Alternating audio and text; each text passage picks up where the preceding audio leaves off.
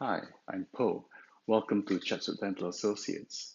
Today we'll talk a bit about dental bridges. What are they? They're much like the bridge we use across a road. They join two teeth together when there's a missing tooth between them. The reason we do that is so that we can actually have a false tooth between those two teeth, so that you don't actually have to take them off and clean them. So they're fixed in place. The great thing about bridges is that they can be done in two visits.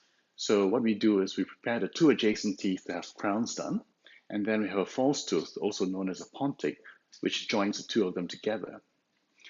Now, even though they can be done fairly quickly, there are some disadvantages.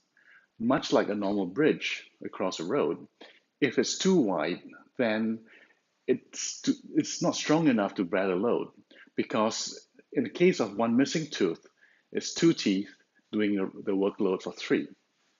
Or if you have two missing teeth, then it's two teeth doing a workload of four. It's like, I suppose, asking two people to do the job of three or four people. Up to a certain point, it works. Beyond that, it doesn't quite work. The second thing is also the foundation must be strong. So the two adjacent teeth have to have good support. If there has been a lot of bone loss because of gum disease, then the bridge is not going to work so well.